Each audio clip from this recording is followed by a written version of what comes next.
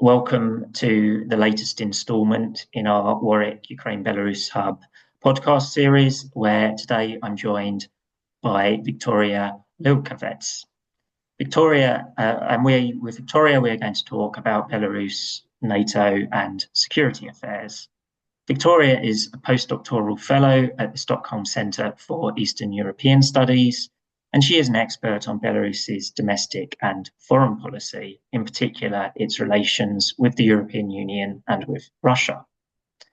She has held training positions with both the European and British parliaments, and has also held posts at the Wilson Centre, the Davis Centre at Harvard University, and a post at George Washington University. All of those are in the United States.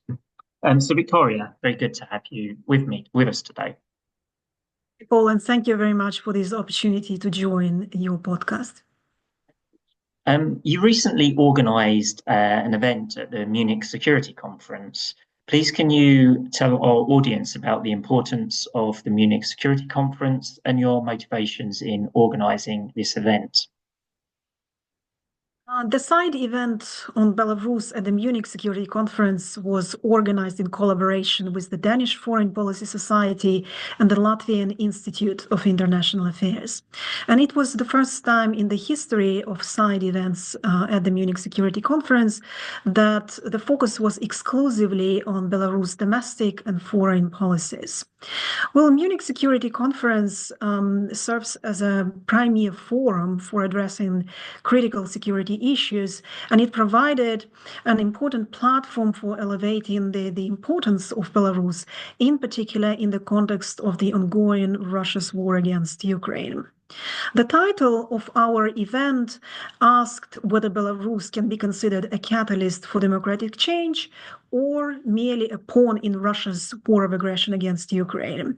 And this title aimed to emphasize the stark contrast which exists between two Belaruses. One, the democratic Belarus, which is currently emerging in exile thanks to the efforts of the Belarusian democratic movement, and the other Belarus, which is under the authoritarian regime of Lukashenko, the regime which is marked by very harsh repressions against its own population, but also by the complicity in Russia's war against Ukraine. So our discussion in Munich focused on three major topics. First, we talked about the impact of the so-called recent presidential elections in Belarus, which were widely denounced by the West as neither free nor fair. We talked about the impact for the stability of Lukashenko's rule inside Belarus, but also about their implications for Belarus' relations with Russia and the European Union. Second, we talked about the geopolitical importance of Belarus. We discussed the various types of security risks that Lukashenko regime poses to the democratic world and how they could be addressed and mitigated. And finally, we also discussed the pathways to democratic transition in Belarus. We underscored the geopolitical importance of Belarus, that Belarus should not be sidelined during the peace talks on Ukraine. It should not be given as a consolation prize to Putin. This event was a great success, but there should definitely there should be more events of this type in the future. And one of the main reasons for that is that if we all want to achieve peace in Ukraine, then it's important to keep in mind that sustainable peace could be achieved in an easier way if there is a free and democratic Belarus. Mm-hmm. Thank you. Yeah, that's and indeed, I mean, peace is something that we are all talking about a lot in our field, and Belarus, many of us agree that Belarus must not be left out of the picture there. You mentioned in those remarks about the two Belaruses, this idea that there is the Belarus under Mr. Lukashenko, and the Belarus, the democratic movement version of Belarus, which at present is operating primarily in exile. So we will come to both of those in the course of this discussion. But I would like us to start with Mr. Lukashenko's Belarus under Mr. Lukashenko. Can you tell us a little bit about the security arrangements that Belarus under Lukashenko is party to, please? Yes, absolutely. Well, I would like to start by saying that since Lukashenko came to power in 1994, he began to intensify Belarus relations with Russia. And during the course of his rule, he basically aligned the country with all the major Russian-led organizations. The first of them is CSTO, Collective Security and Treaty Organization, which Belarus joined in 1993. In addition to Belarus, there are 5 other member states in this organization, and similar to Article number 5 in NATO, CSTO also has its legal provisions which establish the collective defense principle, according to which an attack against one member state is considered to be an attack against the whole alliance. In addition to CSTO, Belarus is also a member of CIS, Commonwealth of Independent States, which was established after the breakup of the Soviet Union. Its main goals are to advance not only economic and political integration in the former Soviet space, but also integration in the military sphere. And Belarus has become a party to several security-related agreements which were concluded within the CIS. One example is the CIS Treaty on Cooperation in Combating Terrorism. So this agreement and a number of others, they also form part of Belarus security framework. And finally, another cornerstone of Belarus security sort of relations with Russia is its membership in the Union State of Russia and Belarus. Union State was created in 1999, and it also sets a goal to advance bilateral cooperation between Russia and Belarus in political, military, and economic spheres.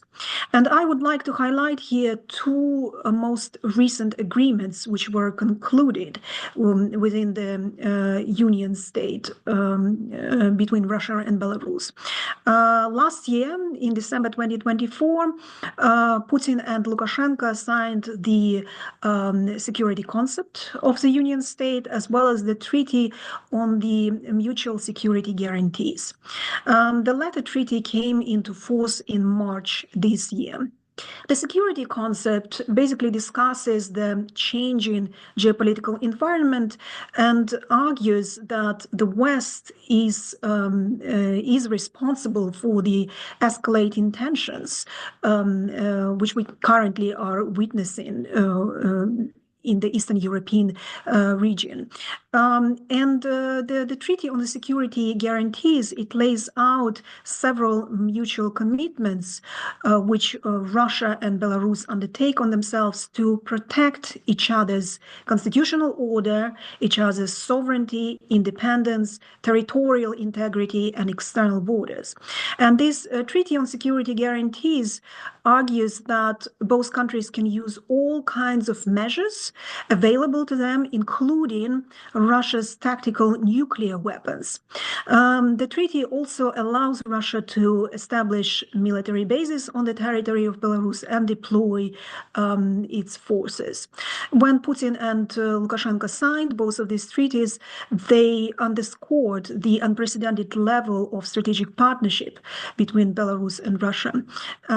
And basically, this level of strategic partnership in the military affairs, it started to increase, in particular in the aftermath of Russia's full-scale invasion against Ukraine. Mm. And I mean, I suppose we might also think back a couple of years before that to the large street protests in Belarus in 2020, which many of our listeners will remember or be aware of.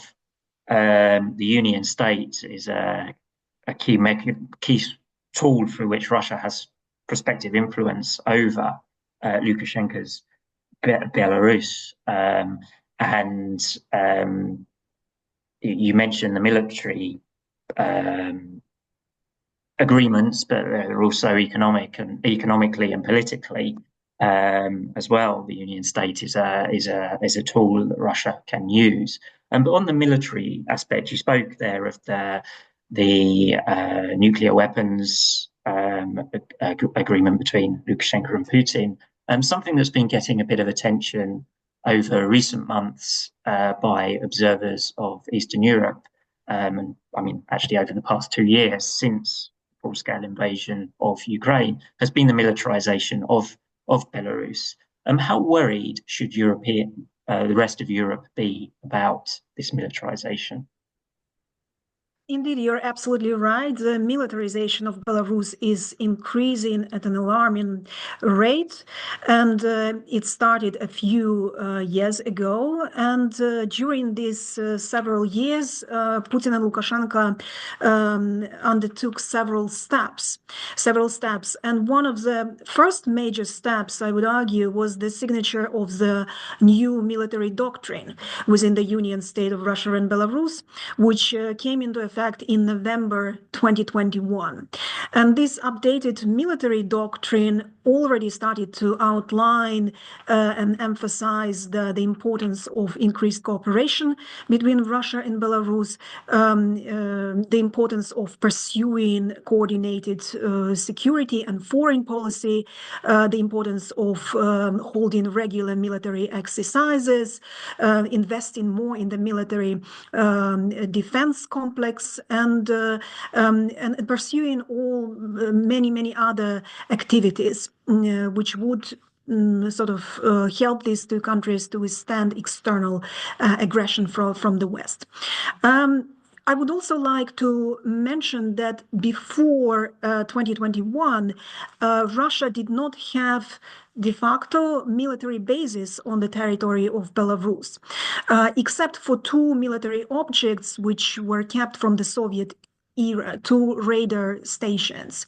Russia did try to force Lukashenko into establishing an air base in Belarus in 2014-15, but at that time Lukashenko managed to say no to Russia's pressure. However, his leverage vis-a-vis the Kremlin significantly weakened in the aftermath of the protests that you, Paul, already mentioned, and in the aftermath of Russia's full-scale aggression against Ukraine.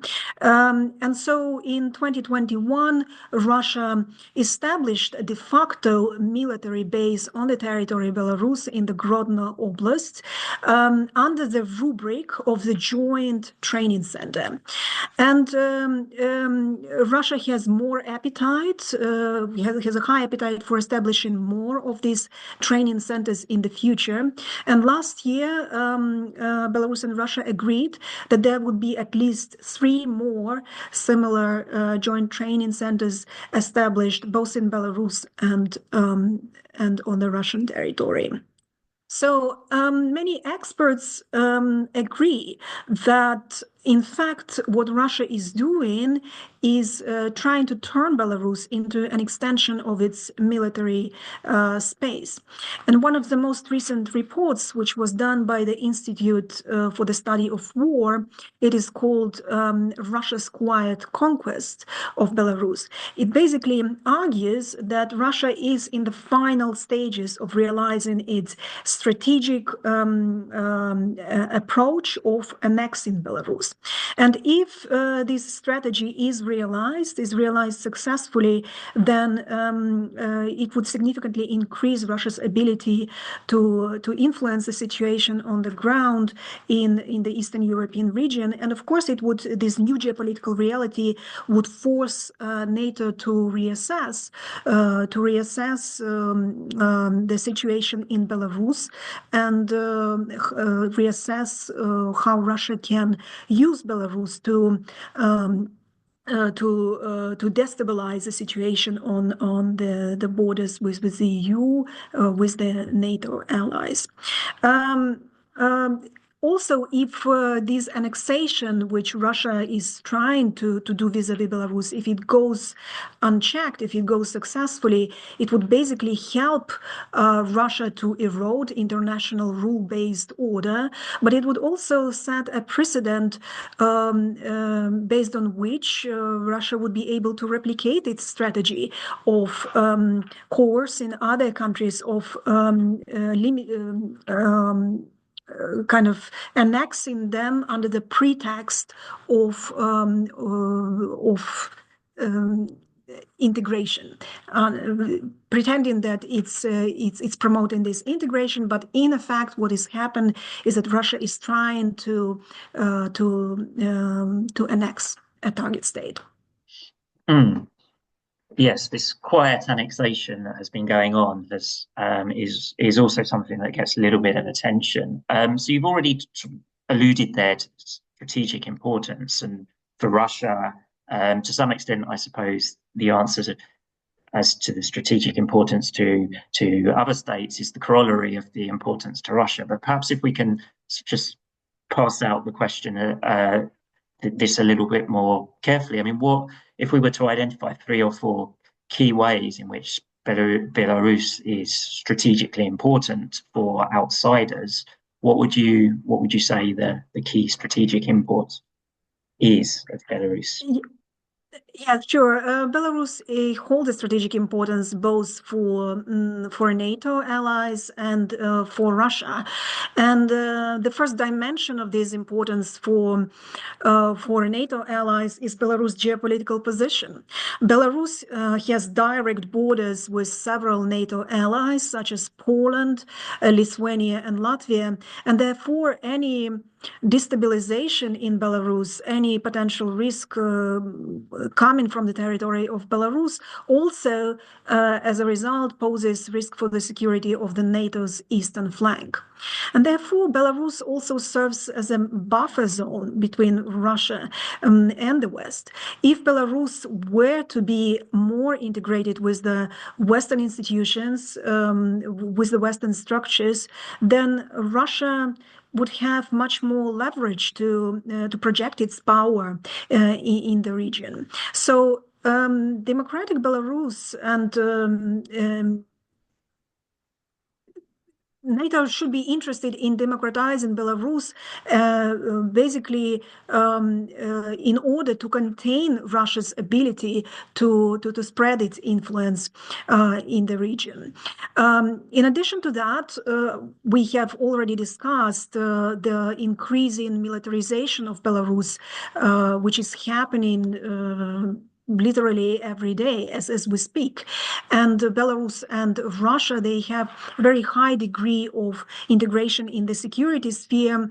And therefore, Russia's increased presence on the territory of Belarus poses additional risks for the stability in Eastern Europe. Belarus can also be used by Russia in its hybrid warfare. For example, cyber attacks or disinformation campaigns. And of course, NATO's concern here is to prevent Belarus from becoming a platform for these type of actions.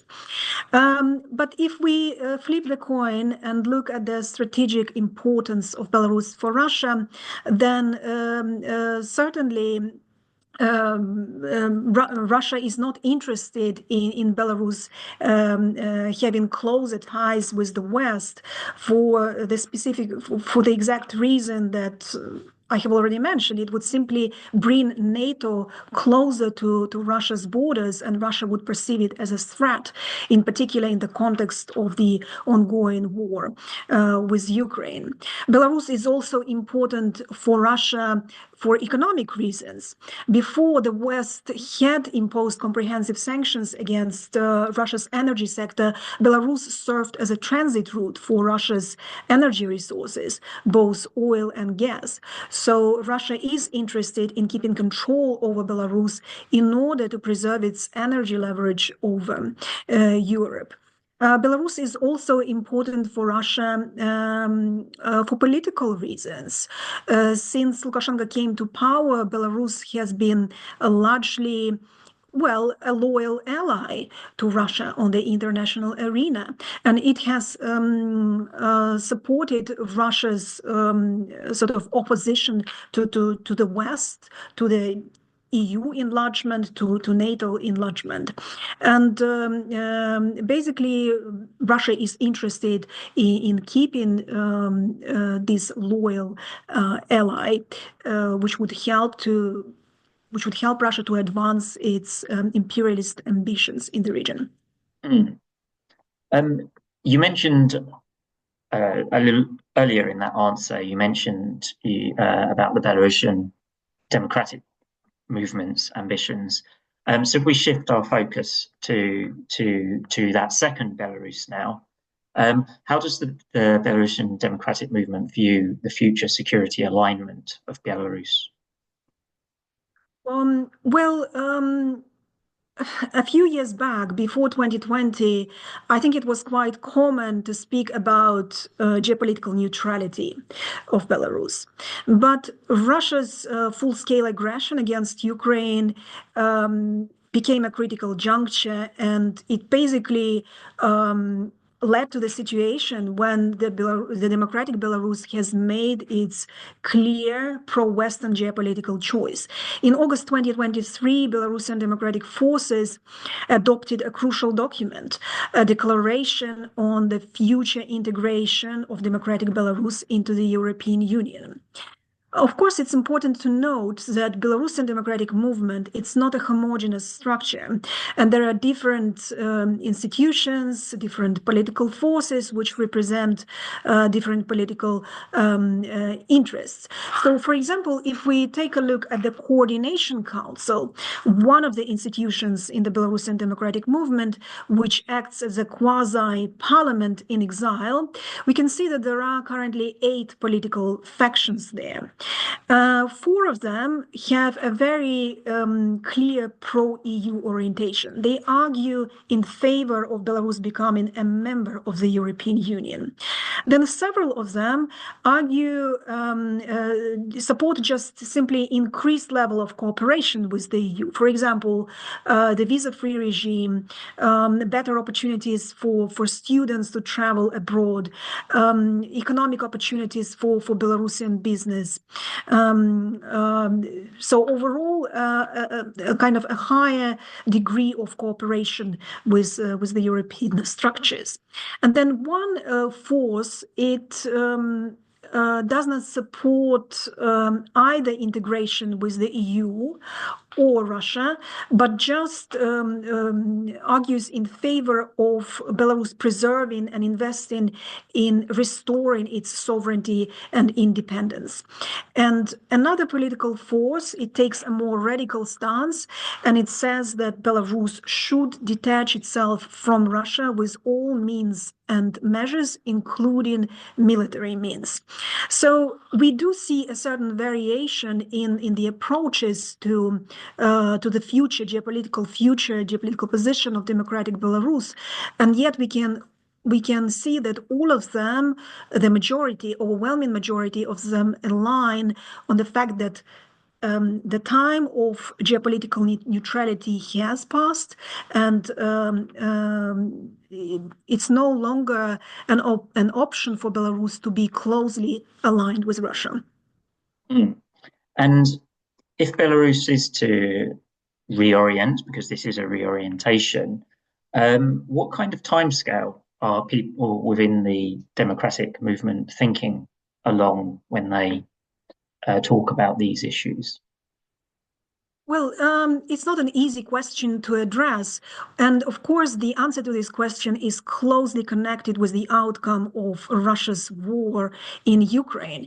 If Ukraine manages to secure a certain victory, and victory would mean the weakening of Russia, that means that this can create opportunities for potential political transition in Belarus. And this process can also speed up as a process of geopolitical changes, geopolitical realignment of new and democratic Belarus. But in the meantime, it's very crucial for the Belarusian democratic movement to keep investing, to keep taking steps in preparing for this potential moment. And some of these steps are already being taken. The expert community in the Belarusian democratic forces, they're preparing the drafts of potential reforms for the democratic Belarus, and also the draft of the acquis that the potential treaty that democratic Belarus could sign with the European Union. They're looking at all the steps that Belarus would have to do, all the, as I said, as the reforms that Belarus would have to undertake in order to move closer to the West. So once again, in terms of time, of course, it's not a quick fix. It's not a short-term solution. A lot will depend on the outcome of Russia's war in Ukraine, but it's very important to already start preparing for this moment now. Okay, thank you, Victoria. Thank you for your time and for this engaging discussion on Belarus and security matters, which I'm sure will be highly informative for many of our listeners. So thank you. Thank you very much, Paul.